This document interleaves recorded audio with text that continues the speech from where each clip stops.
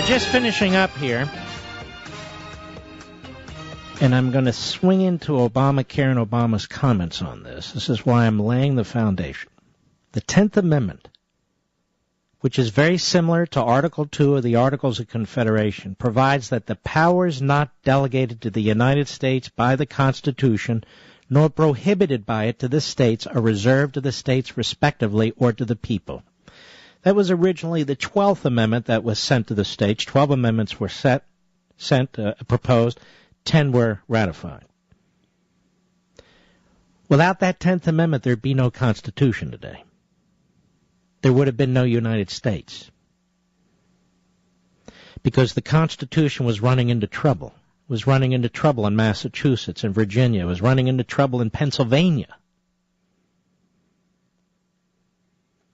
Because the Anti-Federalists believed that the states were not protected enough. And later the Federalists agreed with them. But there's more.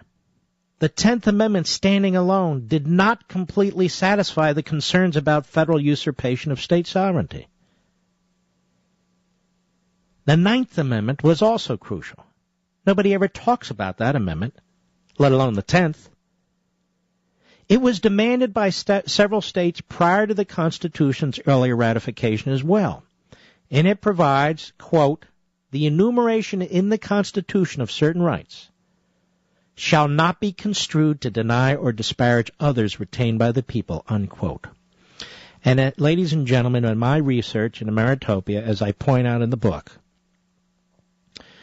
in a speech to the Pennsylvania legislature, in February 2nd, 1791, on the Bank of the United States, which Madison thought was unconstitutional. Madison explains that the 9th and 10th Amendments are treated as mostly superfluous today, were fundamental to understanding the right of the citizen and the individual in this country.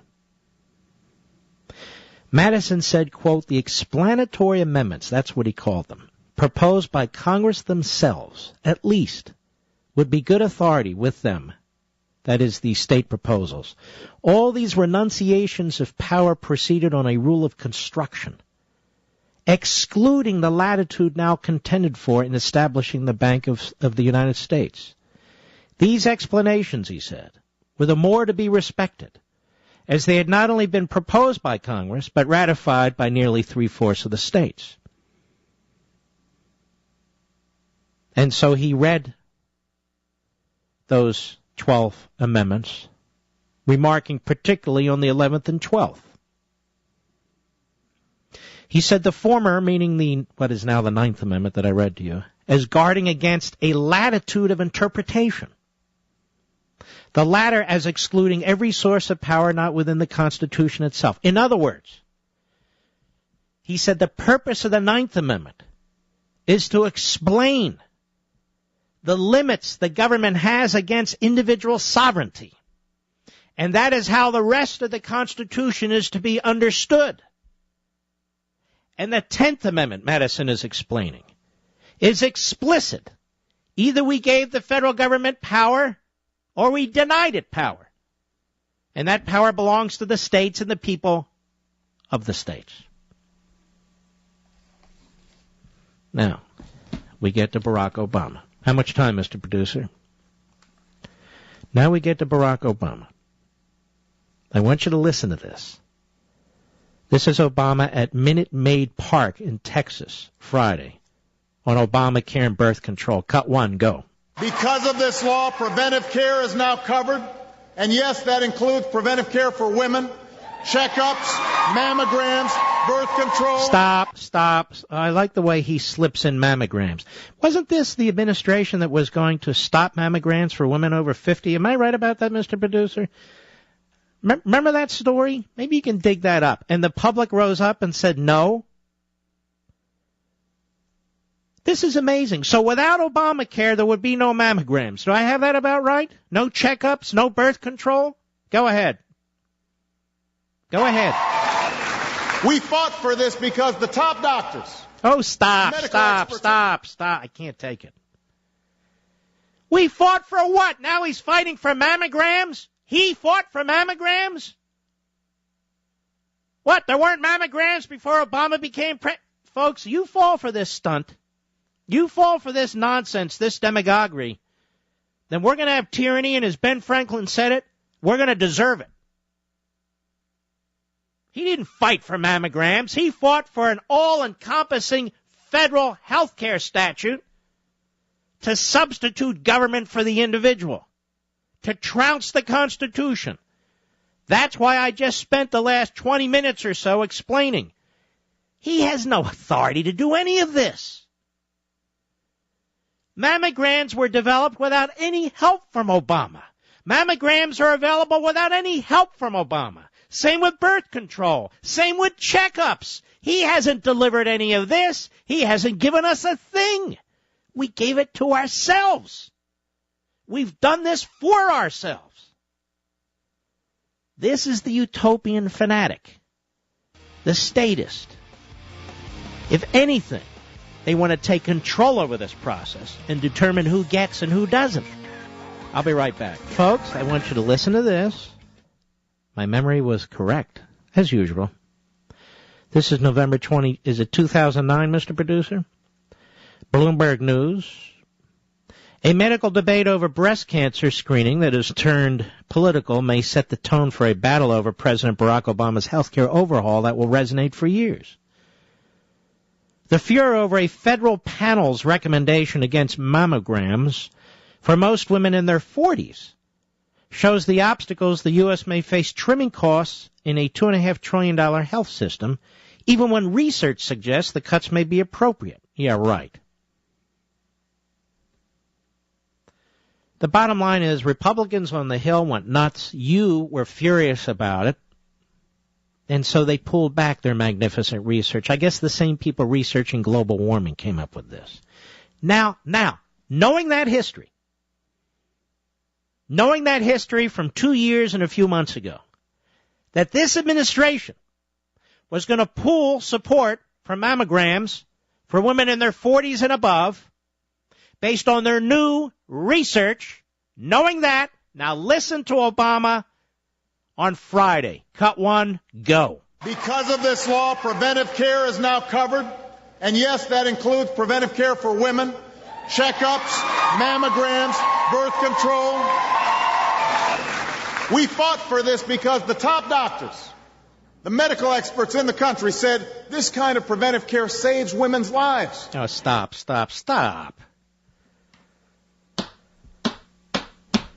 Now we've gone from contraceptives to checkups and mammograms. He's expanding it out to claim this saves women's lives, therefore he is saving women's lives. Do you understand what I'm saying? The language is crucial. The way that these guys present themselves, these utopian statists, these fanatics, is very important to understand. If Barack Obama had not been president and there was no Obamacare, does anybody in their right mind believe that checkups and mammograms and birth control wouldn't be available?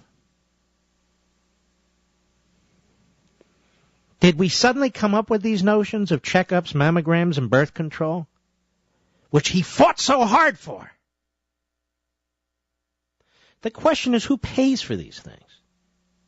And it's not just checkups, mammograms, or birth control. It's for cancer treatment and medications, and new medical technologies, and bypass surgery and stents, and medicine for diabetes, and care for autistic children, and I can go on and on. The question isn't whether the government has given us these things. The question is, how does society pay for it, provide it? How does society even come up with the medicines and the technologies to deal with it? And so what Obama has done is he's hijacked this. He wants women to think that mammograms, birth control, you can get these things now thanks to him. This is what we've become. That's why I spent the earlier part of this hour explaining what a constitutional republic is supposed to look like. The same president that has the power to quote-unquote give you a mammogram has the power to quote-unquote take it away, as he almost did, according to this Bloomberg piece, and I recollected it, November 20, 2009. Remember? Unbelievable. So this is what the campaign's going to rest on. Obama, Dr. Obama, handing out freebies.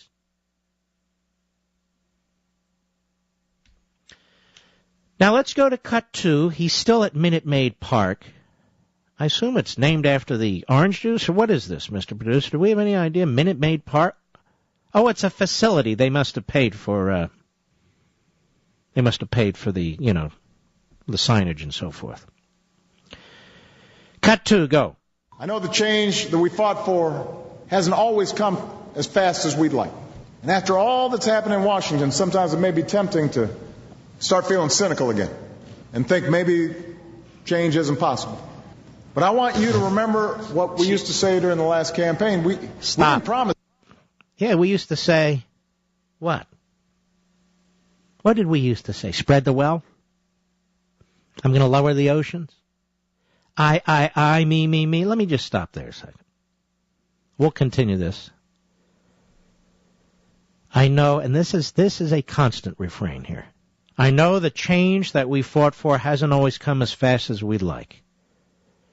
Now, keep in mind, he's unraveling this society at breakneck speed. His bureaucracy's spitting out regulations left and right. He's burping out executive orders left and right. There's all kinds of change going on. Anxiety, undermining, destruction. It's just not fast enough. Don't be cynical. It's just not fast enough. What does the president have the power to do these things? To change America? The president has a role, powers that are granted to him. He doesn't have plenary power, open-ended power to change America. What do we call that, Mr. Producer? We call that despotism. Go ahead. It's easy. You never heard me say change was easy. Real change, big change is hard. It takes time. Yeah. It takes more than a single year, a single term. It'll take more than a single president. There we go. You see, ladies and gentlemen, change requires so much. More than a single term, more than a single president. Because you see, folks, we can never fully accomplish what it is that we're setting out to accomplish. That is this fantasy. So change is never fast enough. It's never big enough. It's constant. This is why you cannot have a constitutional republic in this kind of philosophy. This is why you cannot have a constitution that is complied with in this kind of a president. Or Congress, Democrat Congress for that matter. They're all about change. And change what? Change us. Change our country. Change the nature of man. Change the individual's free will. So it's not free or his will anymore. Change. More and more centralized power. Consolidated power. Not fast enough. We got to hurry up. We got to do it as quickly as we can. One Congress passed Obamacare. And as I said last week, and as I said at the Reagan Library, that Congress is gone. The Congress that put in place Obamacare existed for exactly 2 years. It's gone. They lost the House. They got beaten up in the Senate. That Congress, that supermajority Democrat Congress is gone. They did their will. They put something in place. This president is running with it at breakneck speed, trying to institute as much as he can, regardless of who wins the next election. Because change, ladies and gentlemen, is constant. Now, we're not talking about change in your individual life or career with your family. That's an individual. You can change, you can progress. That's perfectly fine. That's how people evolve. That's how societies evolve. But that's not the same thing as a government constantly changing in order to smother the individual and the individual's ability to grow and to evolve and to progress.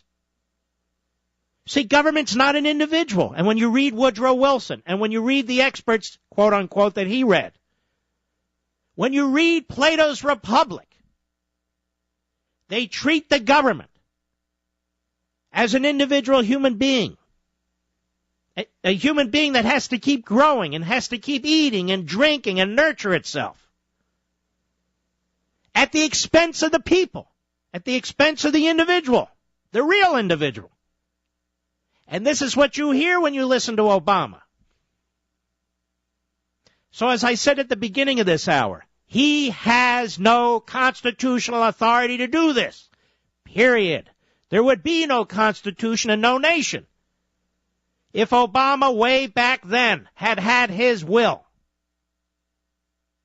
That's number one. They would have viewed it as despotism and they would have been right. Number two, Obama's not providing anybody with checkups and mammograms and birth control. If it's free, we are. But the fact is, checkups, mammograms, and birth control existed long before Obama was president and would exist with or without Obamacare. But now he positions himself as the great leader, the great martyr, for you women in particular. And it'll be minorities next. And it'll be men another day. It'll be whatever it has to be. Did he lower the oceans? No. And he's not going to. The man can't even allow for drilling to lower the price of gasoline, and he's lowering the oceans. He's not providing a damn thing. And then we get to the utopian statism, which is what he's talking. This is his language, the utopian statism, right here. That's what he's talking about. They said you couldn't have this, and I provided that. Excuse me? You know, it would be really cool if we could unleash our private sector economy, have respect again for private property rights and independence and success, and reward people for that so more people have jobs and can pay for their own mammograms and birth control and checkups or anything else they want. Wouldn't that really be cool? Because that's how our country's supposed to work. He's not giving you, quote-unquote, anything. He didn't create, quote-unquote, anything. He's stealing your liberty and he's stealing your property. And then they wave these things in front of your face like somehow it's worth it. What price liberty, ladies and gentlemen? A condom?